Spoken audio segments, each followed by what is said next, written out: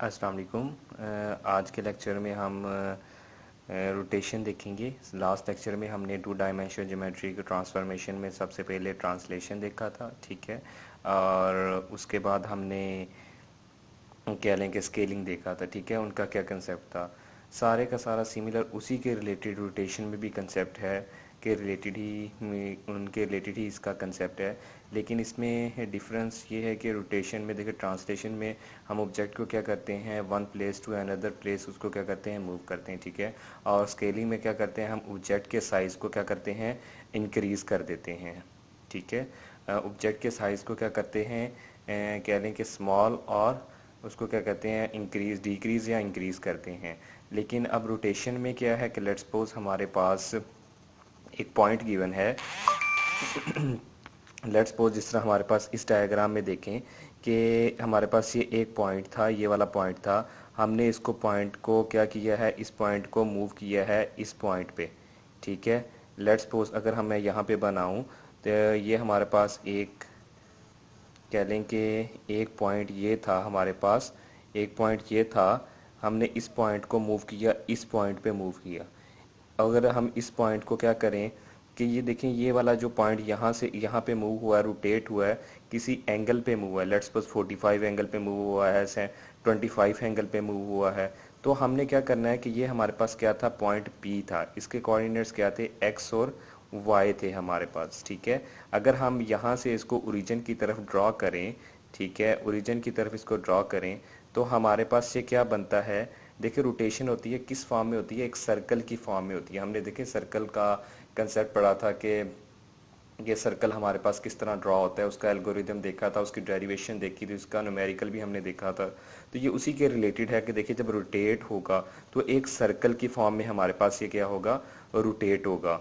तो यहाँ पे ये देखें, ये जो हमारे पास लाइन है हमने ओरिजिन की तरफ ड्रा की है, ये हमारे पास क्या बनता है, इसका रेडियस बनता है। और ये वाली चीज़ हमारे पास क्या बनती है, ये वाली चीज़ हमारे पास एंगल बनता है फाई। क्या एंगल बनता है, फाई एंगल बनता है, ठीक है। अब हमने क्या करते हैं, जिस तरह हमने ट्रांसलेशन और स्केलिंग में किया था कि जब एक पॉइंट को दूसरी पोजीशन पे मूव करते हैं, यहाँ पे अब हमने रोटेट किया तो ये पॉइंट हमारे पास क्या बन जाएगा, पी डैश एक्स और एक्स डैश और वाई डैश बन गया, ठीक है। ये पॉइंट हमारे पास ये बन गया। उसके बाद अब हमने अगर इस पॉइंट को भी हम ओरिजिन की तरफ ड्रॉ करें तो ये पॉइंट हमारे पास बनेगा। लेकिन अब यहाँ पे देखें, यहाँ पे भी कुछ एंगल हमारे पास बन रहा है। वो एंगल हमारे पास क्या बनता है, उस एंगल को हम कहते हैं थीटा। उस एंगल को क्या कहते हैं, थीटा। अब हमारे पास क्या है, यहाँ पे देखें कि ये जो चीज़ है ये आर है। अगर हमने इसको आर कहा तो ये भी हमारे पास क्या होगा, आर होगा, ठीक है। अब हमारे पास जो रिक्वायरमेंट है, यानी कि जो हमने फाइंड आउट करना है कि अगर एक पॉइंट हमारे पास गिवन है कि एक पॉइंट जब स्पेसिफिक पोजीशन की तरफ मूव हुआ है तो हमारे पास वो क्या होगा, उसके पॉइंट जो पी डैश एक्स डैश और वाई डैश होगा, हमने उस पॉइंट्स को क्या करना होगा, फाइंड करना होगा। और ये वाला जो हमारे पास है इसको हम डोनेट करते हैं ओरिजिन, ओरिजिन से, ओ से, ओरिजिन से, ठीक है। ये हमारे पास क्या गिवन है, एक्सिस गिवन है, ठीक है। और ये क्या गिवन है हमारे पास, वाई एक्सिस गिवन है, ठीक है। और हम इसको ड्रॉ करें तो हमारे पास ये क्या बनता है, ये क्या बनता है हमारे पास, वाई एक्सिस के अलोंग बनता है। अगर हम इसको ड्रॉ करें तो ये हमारे पास क्या बनता है, ये क्या बनता है हमारे पास, वाई बनता है, ठीक है। ये हमारे पास ट्रायंगल बनती है। तो ये एक्सप्लेनेशन जस्ट मैंने आपको ये बना के इसलिए बताई है क्यों ना कि यहाँ से कम्प्लेक्स हो जाता अगर आपको यहाँ से समझाया जाता, ठीक है। तो हम इसको, ये है कि हमारे पास अब हमने क्या करना है, जो इससे सबसे पहले हमें इसमें बताया गया है कि O P and O P dash, देखें ये वाला ओरिजिन, यानी कि ओरिजिन से ओ पी पॉइंट और ओ पी डैश, ये हमारे पास क्या है, constant distance from origin to object, ठीक है। किसके इक्वल है, आर। यानी कि देखिए, सर्कल होता है ना, सर्कल जब ड्रा होता है तो उसका ओरिजिन कहीं से भी फाइंड आउट कर लें तो वो हमारे पास क्या होता है, एक जैसा ही होता है। तो उसने यहाँ पे कहा है OP and OP dash, OP and OP dash हमारे पास क्या है, ये किसके इक्वल है, रेडियस के इक्वल है। ये रेडियस हो गया, ठीक है। फिर उसके बाद उसने कहा है कि ये जो प्रीवियस पॉइंट है हमारे पास, उसका एंगल हमारे पास क्या है, फाई। और जो रोटेट एंगल जो हमने अभी रोटेट की है, यहाँ से यहाँ पे रोटेट किया, ये वाला एंगल हमारे पास कितना बनता है फाई, यानी कि ये वाला एंगल हमारे पास कितना बनता है थीटा, सॉरी थीटा, ठीक है। तो हमने इसको क्या करना है, इसकी x और y की वैल्यूज को फाइंड, वैल्यूज तो हमारे पास गिवन होंगी, लेकिन हमारे पास इसका एंगल के थ्रू हमारे पास इसकी वैल्यू क्या होंगी। तो सबसे पहले हम ये पॉइंट के फार्मूलाज को ड्राइव कर लेते हैं, ठीक है। जिस तरह हमने ट्रांसलेशन में एक्स डैश हमारे पास था is equal to X plus T X था, ठीक है। लेकिन यहाँ पे हमारे पास एंगल गिवन है, तो हमने इस एंगल के अकॉर्डिंगली देखना है कि हमारे पास एक्स और वाई की वैल्यूज क्या होंगी। तो यहाँ पे ज्योमेट्रिक के भी कई ज़्यादा कंसेप्ट हमारे पास यूज़ होंगे। तो पहले भी मैं आप लोगों को कह चुका हूँ कि आपके पास इसमें बहुत ज़्यादा मैट्रिक्स के कंसेप्ट कह लें कि 80, 85, 90% इसमें मैट्रिक्स के कंसेप्ट हैं, ठीक है। लेकिन पहले हम इसके इक्वेशंस को ड्राइव कर लेंगे, फिर इन इक्वेशंस को हम मैट्रिक्स की फॉर्म में लिखेंगे, ठीक है। अगर मैट्रिक को सॉल्व करेंगे तो हमारे पास यही इक्वेशंस क्या होंगी, ड्राइव होंगी। अब यहाँ पे देखें कि ये वाला पॉइंट है, तो यहाँ पे अगर इस थीटे के हिसाब से हम देखें कि कॉस थीटा हमारे पास क्या होता है, कॉस थीटा होता है बेस ओवर हाइपोटेनियस। बेस हमारे पास यहाँ से इस ट्राइंगल में हमारे पास क्या है, एक्स है, क्या है ये एक्स एक्सिस है, ठीक है। इसकी वैल्यू क्या है, ये बेस, ये एक्स आ गई, और ये हमारे पास उसकी हाइपोटेनियस क्या गिवन है हमारे पास आर। सिंपल मैंने क्या किया है, इसकी बेस की जगह एक्स पुट कर दी और हाइपोटेनियस की जगह वाई, ठीक है। यहाँ पे हमें x की वैल्यू चाहिए, तो हमने क्या करना है कि r को उधर मल्टीप्लाई कर देंगे, तो हमारे पास क्या आ जाएगा, x is equal to are cos theta. ये हमारे पास 1 आ गई इक्वेशन, ठीक है। अब यहाँ पे इस ओरिजिन के हिसाब से हमने y की वैल्यू निकाल ली है, ठीक है, y की। तो हमारे पास क्या होगी, वो sine theta is equal to perpendicular over hypotenuse. Perpendicular हमारे पास क्या है, y, क्योंकि ये y एक्सिस के अलोंग है ना, तो हमारे पास क्या आ गया, y ओवर r, ठीक है, हाइपोटेनियस r है। तो हमने y की वैल्यू क्या आ गई, y is equal to r sine theta, ये सेकंड इक्वेशन आ गई, ठीक है। तो अब हमने क्या करना है, ये हमारे पास x और y पॉइंट फाइंड हो गए हैं विद रिस्पेक्ट टू एंगल हमारे पास, ठीक है। और उसके बाद हमारे पास क्या है कि अगर हमारे पास पॉइंट गिवन है x डैश और क्या गिवन है, y डैश, ठीक है। ये दो अब पॉइंट्स हमें ये वाला पॉइंट फाइंड आउट करना है, ये वाला पॉइंट, ये वाला पॉइंट हमने अब क्या करना है, फाइंड आउट करना है, p डैश, ठीक है। ये वाला पॉइंट, ये वाला पॉइंट अब हमने क्या करना है, फाइंड आउट करना है। ये पॉइंट हमारे पास गिवन था, इस पॉइंट से हम इस पॉइंट की तरफ क्या हुए हैं, रोटेट हुए हैं, p डैश। अब हमने इसको ये फाइंड आउट कर लिया है कि हमारे पास x की वैल्यू होगी is equal to r cos theta, और कह लेंगे y की वैल्यू होगी is equal to r sin theta. अब हमने फाइंड आउट करना है इस पॉइंट के लिए, इसके अकॉर्डिंगली एंगल के हिसाब से इसकी वैल्यूज हमारे पास क्या आएंगी।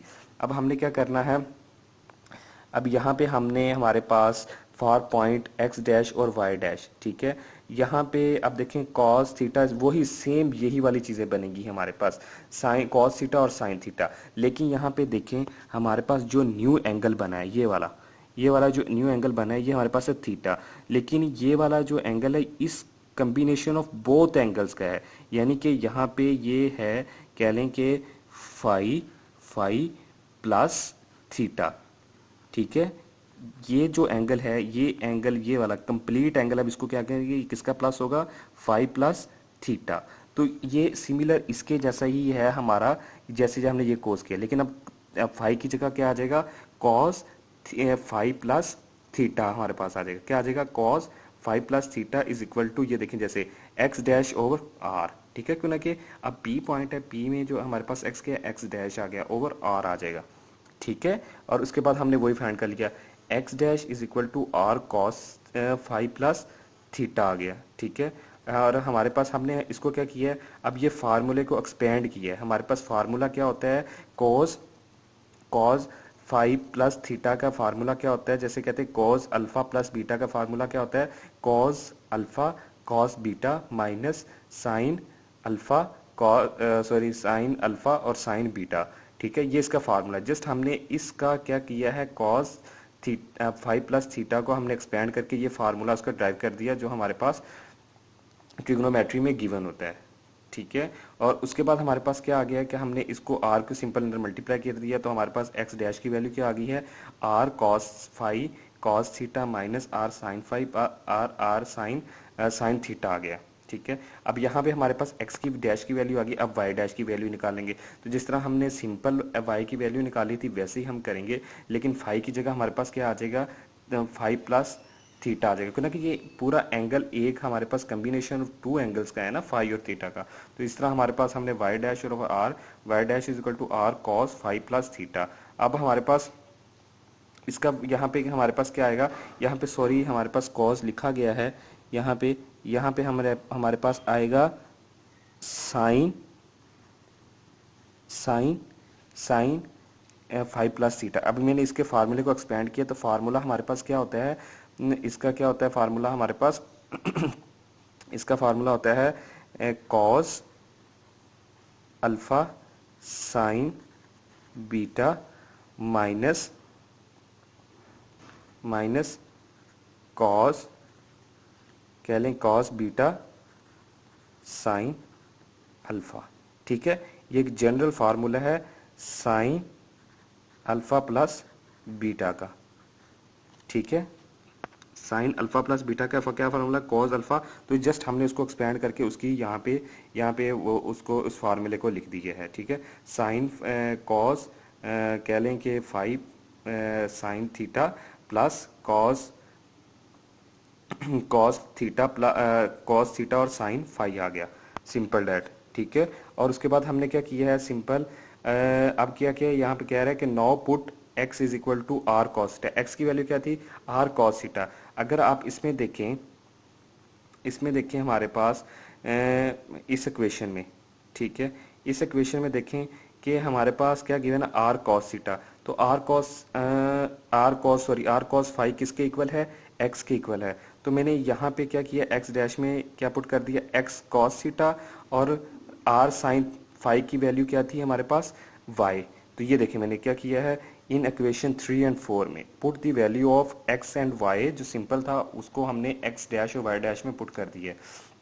आर कॉस फाई हमारे पास किसके इक्वल आ गया, एक्स कॉस थीटा वैसे आ गया, माइनस आर साइन फाई हमारे पास किसके इक्वल आ गया, वाई के इक्वल आ गया, और साइन थीटा। वाई डैश में हमने क्या किया, यहाँ पे देखें आर कॉस फाई किसके इक्वल है, एक्स के इक्वल है, और R cos theta R sine phi किसके इक्वल है, वाई के इक्वल आ गया। तो हमारे पास एक्स डैश और वाई डैश की फाइनल इक्वेशंस आ गई हैं हमारे पास, क्या आ गई हैं, फाइनल इक्वेशंस। एक्स और वाई की ये हमारे पास इक्वेशंस आई हैं, आर कॉस थीटा और आर साइन थीटा, और एक्स डैश और वाई डैश की ये आ गई है हमारे पास। ठीक है, अब इसको हम सिंपल मैट्रिक्स की फॉर्म में लिखेंगे। मैट्रिक्स की फॉर्म में जिस तरह हम स्केलिंग और उसमें हमने किया है, इसमें हम किस तरह करेंगे, पी डैश ये आ गया, एक्स डैश और वाई डैश आ गया, पी हमारे पास क्या है जो हमारे पास सॉरी क्या लें, पी हमारे पास क्या है जो सिंपल पॉइंट्स है एक्स और वाई, और आर क्या है हमारे पास रोटेशन, कितने रोटेशन पे हमने इसको मूव किया।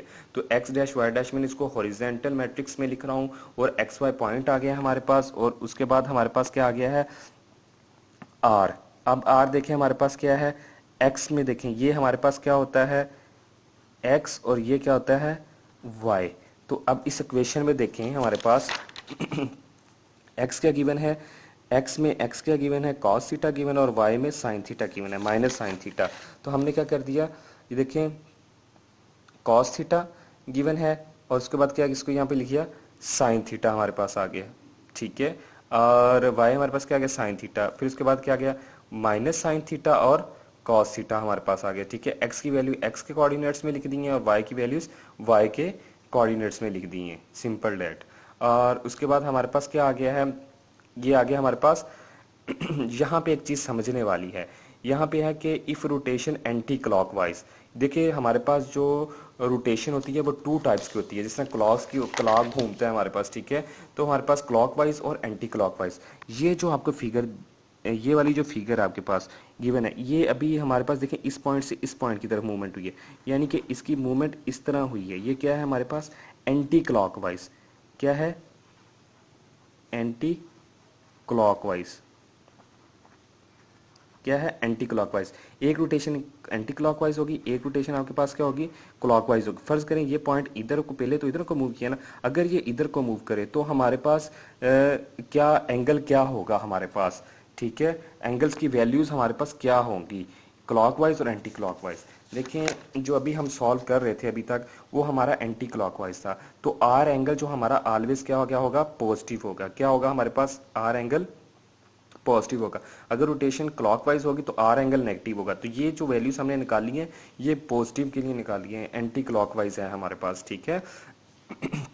अब नेगेटिव अगर हमारे पास ये पॉजिटिव के लिए था, अगर हम इस पॉजिटिव को जब रिवर्स करते हैं नेगेटिव की तरफ मूव करें तो हमने क्या करना है कि ये हमारे पास इक्वेशंस पहले फार्मूला ड्राइव हुआ हुआ मैट्रिक्स, जस्ट हम क्या करेंगे एंगल जब हम कह रहे हैं क्या हो जाएगा नेगेटिव, तो एंगल के साथ हम क्या करेंगे जस्ट नेगेटिव नेगेटिव लिख देंगे, ठीक है।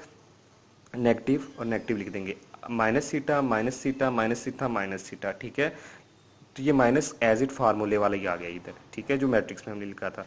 फिर उसके बाद हमने क्या किया है कि कॉस माइनस थीटा और कॉस माइनस थीटा हमारे पास कॉस थीटा का इक्वल होता है, तो वो ये मैंने एज इट ही लिख दिया, ठीक है। ये रिमेंबर है ट्रिग्नोमेट्री का कंसेप्ट, इसमें हमारे पास है कॉस माइनस थीटा हमारे पास कॉस थीटा के ही इक्वल ही होता है, ठीक है। अब ये देखिए जो ये तो हो गया, अब साइन माइनस थीटा ये माइनस साइन थीटा के इक्वल हो गया, ठीक है। और इसमें साइन माइनस थीटा जब ये माइनस बाहर आएगा तो हमारे पास किस में चला जाएगा पॉजिटिव, ठीक है। तो ये हमारे पास दो चीज़ें यहाँ पे आ गई। अगर हमारा एंगल कह लें कि एंटी क्लॉकवाइज मूव हो तो वो पॉजिटिव में एंगल होता है हमारे पास, तो हम उसके लिए ये फार्मूला है, ये मैट्रिक्स है हमारे पास। अगर क्लॉकवाइज हो मूव हो तो हमारे पास क्या है, ये फार्मूला हमारे पास क्लॉकवाइज के लिए है, ठीक है। उसमें तो हमारे पास ये वैल्यूज होंगी मैट्रिक्स की, ठीक है। अब यहाँ पे हमारे पास कह लें कि पॉइंट्स गिवन है। अब ये देखें हमारे पास जो न्यूमेरिकल गिवन है उसमें पॉइंट बता दिया, पी पॉइंट बताया हुआ 4 3 है और रोटेट कितना कर रहा है 45 डिग्री, और साथ ही वो बता रहा है किस एंगल पे मूव कर रहा है एंटी क्लॉकवाइज। तो वो मेंशन होगा कि एंटी क्लॉकवाइज हो रहा है कि क्लॉकवाइज हो रहा है। देखिए सिंपल है, अब आपके पास फार्मूला सिंपल आ गया, इसमें वैल्यूज आपने पुट करनी है, नथिंग एल्स, और कुछ भी नहीं है इसमें। फिर आपने क्या करना है कि पहले हमने इसकी डेरिवेशन की है, अब जस्ट उसको न्यूमेरिकल को फार्मूला जो ड्राइव किया उसमें उसके थ्रू सॉल्व करेंगे। देखें पॉइंट हमारे पास 4 3 है, रोटेट 45 एंगल के थ्रू हुआ है।